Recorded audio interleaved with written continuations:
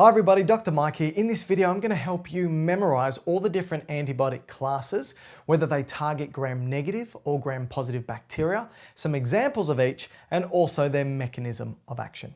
So let's begin with a mnemonic.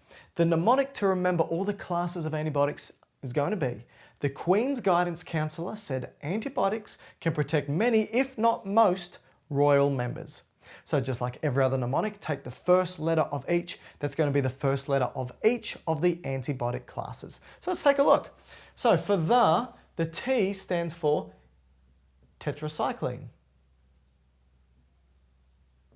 The Q stands for quinolone and fluoroquinolone.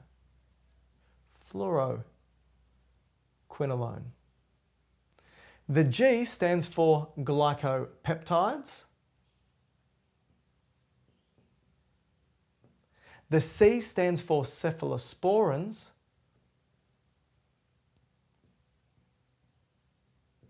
The S stands for sulfonamides.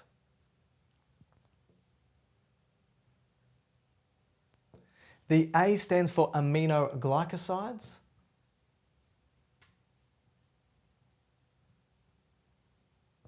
The C stands for carbapenem. The P stands for penicillin.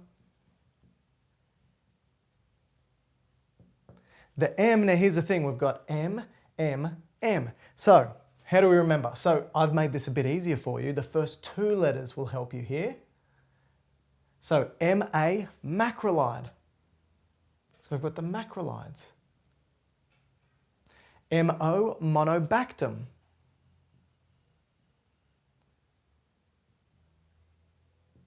R is rifampin. And ME is metronidazole. And here we go. We have the Queen's Guidance Counsellor said antibiotics can protect many, if not most, royal members. And here are our antibiotic classes: tetracycline, quinolone, fluoroquinolone, glycopeptide, cephalosporin, sulfonamides, aminoglycosides, carbapenem, penicillin, macrolides, monobactam, rifampin, and metronidazole. Now, do they target gram-negative, gram-positive bacteria, or both? So firstly, remember that bacteria have a cell wall. We do not. This cell wall is a whole bunch of sugars packed on top of each other with proteins linking them together. Now, you can have bacteria that has a really thick cell wall or bacteria that has a really thin cell wall. If you were to expose both of them to a purple dye, the one with the thick cell wall will absorb that dye and they look purple, and we call that gram-positive. The other one doesn't. It comes up pinkish and we call that gram-negative. And that's one way for us to classify bacteria. So, which of these affect gram-positive or negative or both? Let's take a look. Firstly, tetracycline. Both gram-positive and gram-negative, that's what it targets. Quinolone, fluoroquinolone, also positive and negative. Glycopeptide, positive. Cephalosporin, positive, negative. Sulfonamides, positive, negative. Aminoglycosides, negative only. Carbapenem, positive, negative. Penicillin, both positive and negative. Macrolides, positive only. Monobactam, negative only. Rifampin, positive, negative. And metronidazole, positive, negative. So what you can see is two positive, negative, then a positive. Two positive, negative, a negative. Two positive, negative, a positive, then a negative, and two positive, negative. So now what we've got is our classes and whether they target gram-positive, negative, or both. Now here are some examples of each, and I've preloaded them up on the board so I don't misspell them. And we have for tetracycline, tetracycline and doxycycline. For quinolone, fluoroquinolone, we've got nalidixic acid and ciprofloxacin respectively. Glycopeptide, vancomycin. Cephalosporin, ceftonir. Sulfonamides, sulfamethoxazole. Aminoglycosides, the common gentamicin and streptomycin. For carbapenem, meropenem. For penicillin, the common penicillin and amoxicillin, and the common erythromycin for macrolides.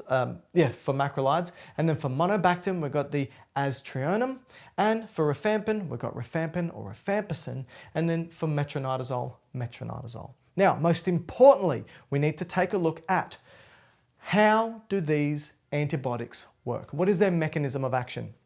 So like I said earlier with gram-positive negative, bacteria have a cell wall. We don't. So what we need to do is exploit the differences. When we have some sort of bacterial infection, we want to give ourselves a drug that don't kill our cells, but just kills the bacterial cells. So we need to exploit the differences between us. One of those differences is bacteria has a cell wall. If we damage that cell wall, basically the cell bursts. Now remember, inside of the bacteria, it is hyperosmotic. That means it likes to drag water towards it. And the thing that stops it from dragging water towards it and then swelling up and bursting is that cell wall. So if we destroy the cell wall, either stop it from being synthesized or we stop it from being maintained, it will burst. Let's have a look at the antibiotics that can do this. So first of which is going to be the glycopeptides. That inhibits cell wall synthesis.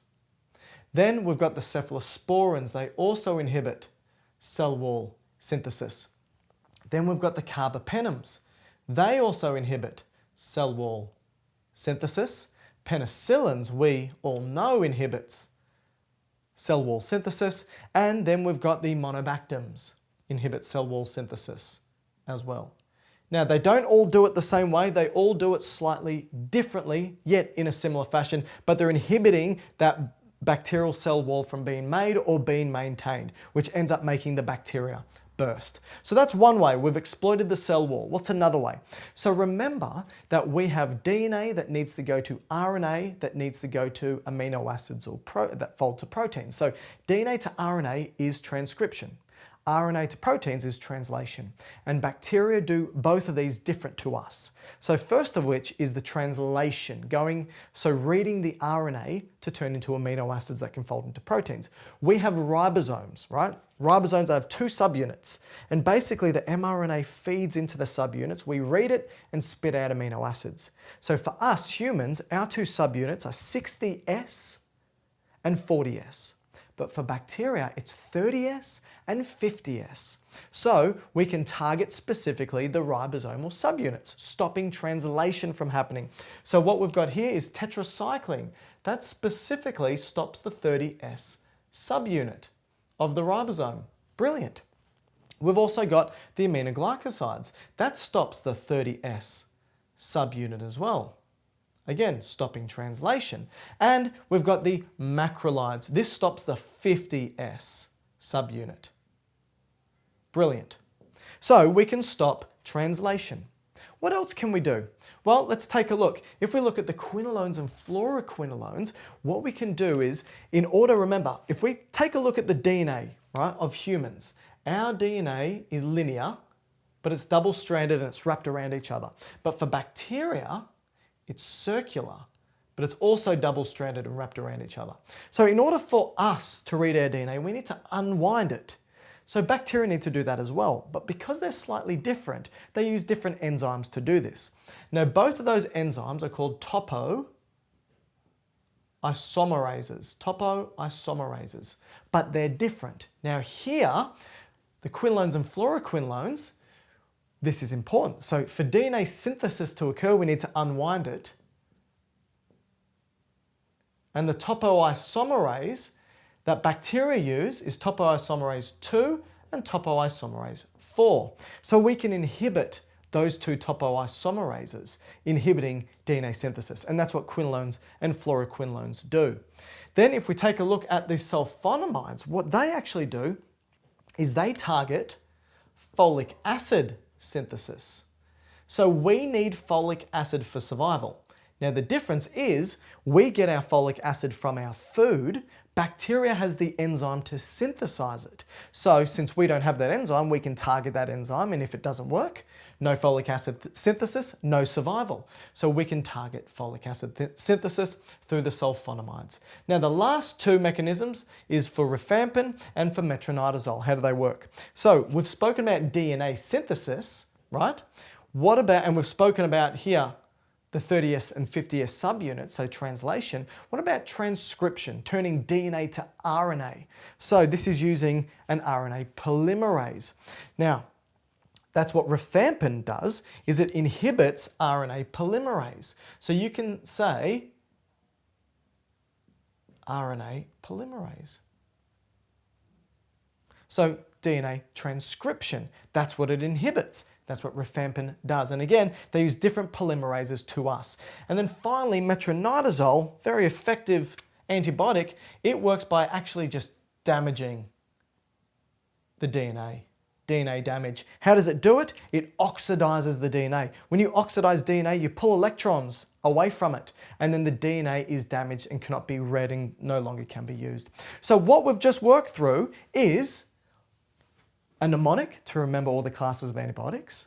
Here they are here, whether they target gram-positive, gram-negative bacteria, some examples of each, and also the mechanism of action of each.